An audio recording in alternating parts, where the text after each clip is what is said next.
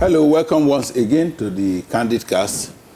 I'm still hosting my friend and brother, Dr. Godwin Ehigamuso, founder of LAPO Microfinance Limited. You are welcome, sir. Thank you so much. Yes, sir. You've been a very big blessing to us in the Candid Cast and to the Nigerians and the Nigerian society as a whole, with what you have done in the financial space, with lots of testimonies following. You said in one of your writings that business ownership is more of a responsibility than a privilege. But the story outside is that once you become a business owner, you become a big man, you can drive big car, you can own. How is it a responsibility? Well, let's segment it to the growth path of the business. The earlier the business segment of the business, the more of a responsibility. I counsel people that very early don't begin to feel that you have arrived, okay? Because anybody that have arrived obviously will not move forward. So when I mean irresponsibility is that the survival of the business is your responsibility. And I also say at times that the continuous well-being of your staff is your responsibility as well. In the business phase, people obviously will be retrenched, and that has implication for their well-being. So when you have that in mind, then you begin to look at taking action. I practically, I used to put it this way, that you must even work harder than your employees when you are beginning. You should be the first person to be in the office. And it's possible you'll be the last person, you know, to be.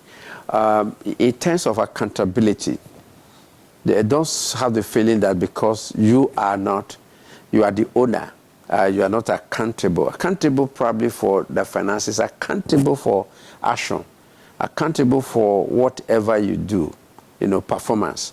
So it should also be very, very important. Because if you, again, the whole issue of protection of your assets, in most cases very early, you find people actually, owners, becoming a danger to the business in terms of, you know, assets, the business assets, you know, you take whatever it is. So if you diligently address those issues, the employers will follow you. Yeah, that is what. But the other segment is that when the business become big, and then you want to pay back, you want to pay what you actually lost when you were starting the business. Yeah, it could also be.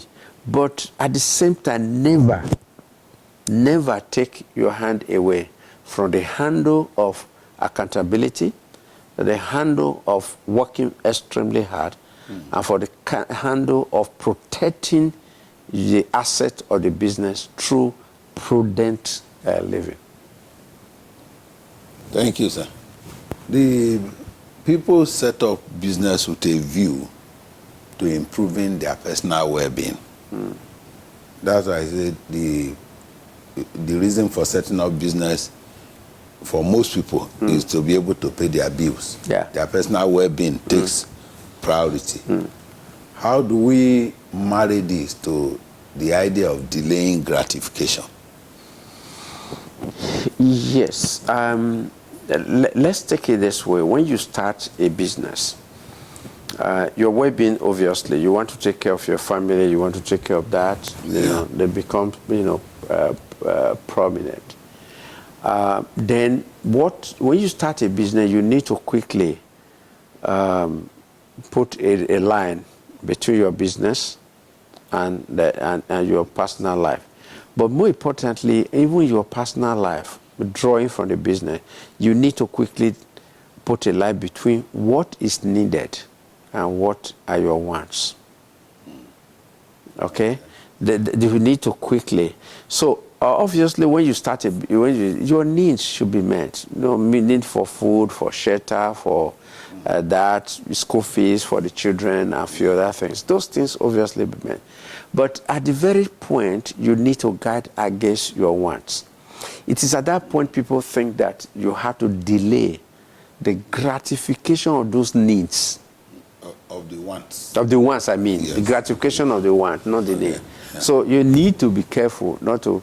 So put those gratification of those needs, of those wants, forward. Why is it put forward? The understanding is simple. My mother used to always tell us that whatever you can only afford 3-4 years to come, if you struggle to have it now, it will destroy not only you, it will destroy the business. Wow. So that is a very way of expressing the fact that early gratification of want can be damaging to the business. Okay.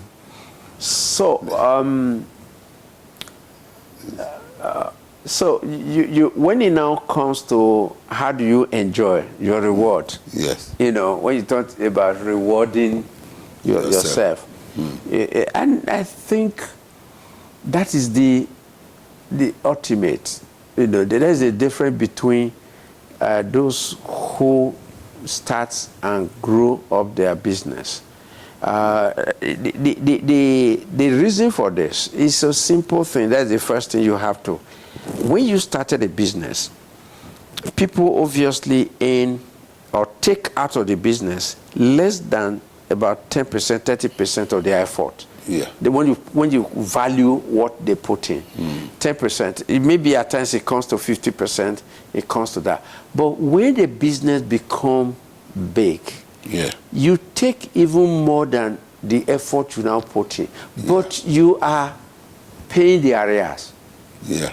Okay. At that time, you are paying the arrears, and that is the best way to handle a business, because it can take care of not only your needs, it can now take care of not even your own want. It can take care of the need of other persons. So that should be an approach. The rule is this: put whatever wants that can damage the business immediately, put it off, and it will be good for you and good for the business. Thank you very much, sir. So I've realized that what kills business when we are talking about delayed gratification is not gratifying your needs, but gratifying your wants. Because the business owner, to sustain the business, you must wear clothes, you must eat food, yes, you must pay school fees for children. Yeah, you must pay your children's school fees. So when we are talking of delayed gratification, we are talking about delaying the wants. Like a bigger car, bigger house, holidays, and by the time those things start coming, you discover that even if you are taking 1% of the business to gratify those things, they will be more than gratified. Exactly. So that's what every good thing is worth waiting for. That's what I'm picking from you. That if it is good, then it should be waited for. Yeah. Thank you very much, sir. Let's finally, before we round off this segment, one of the statements that you must not neglect yourself. We've started talking about it, but I want more details.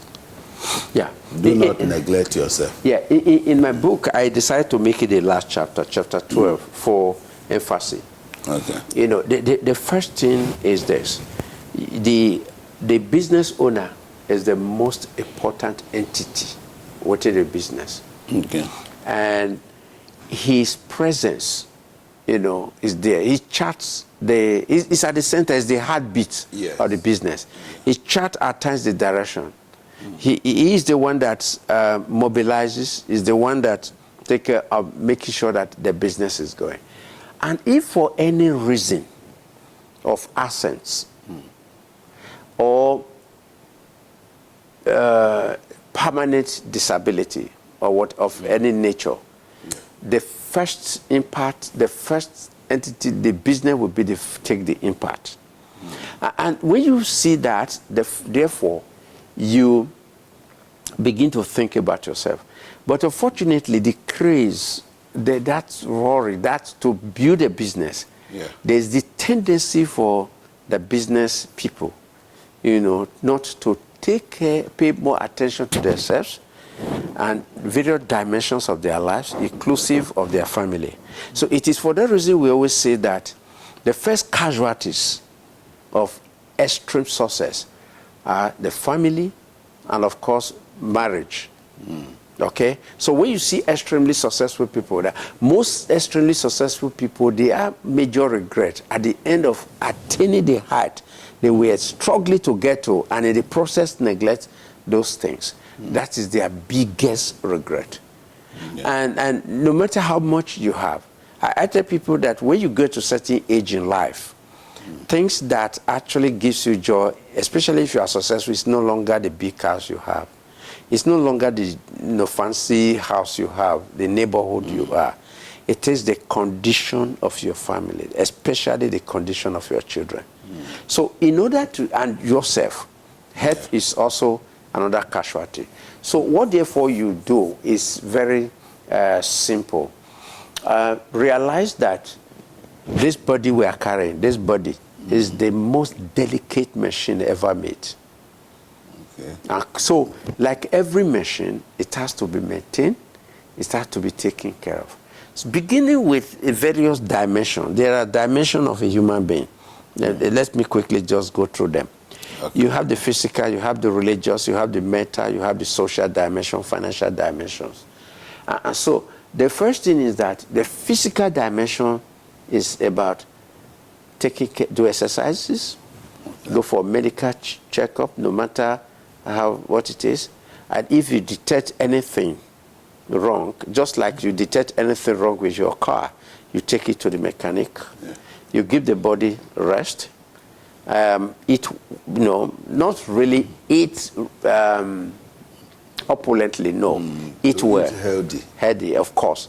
And then ensure that you do not have harmful habits. There are some harmful habits like alcoholism and whatever it is, becomes a major issue. Then that is about the physical dimension. Yeah. There is the spiritual dimension. Okay. You must be able to have a strong commitment to whatever you hold supreme within the faith. You can enhance that by fasting, prayer, or whatever it is. You equally have the social dimension, building up networks, social capital, that can also helpful, and you have the intellectual, renew your mind, and of course the social. But what is important is this: it's not just the dimension I have said; it's the way you balance them. Yeah. It must be. So if you want to be extremely spiritual, so spiritual that you neglect the social dimension, it's not going to be well with you. So to be able to build a total woman, a total man, these various dimensions, physical, spiritual, social, intellectual, financial dimension must be balanced. Thank you very much for coming. It's great to get an understanding of what we have just gone through in this episode, and this is where we'll be closing the Candid Cast for today. Thank you for coming. Yeah, we appreciate your time. It's been a whole lot of sacrifice. Thank you. And we are richly blessed by it. Yeah. Though your life has been a life of sacrifice all along. Thank God. This is one of those things you have done to contribute to Nigeria and to the human race. Because the video will go throughout the world and everybody will see it. They say internet does not forget. I know, it doesn't. Once it's uploaded, the generations to come will still have something to learn from your contribution. And for our audience, we thank you for staying tuned. For those who have not subscribed, take time to click the notification button and do like and share the video. God bless you. Yeah. Goodbye.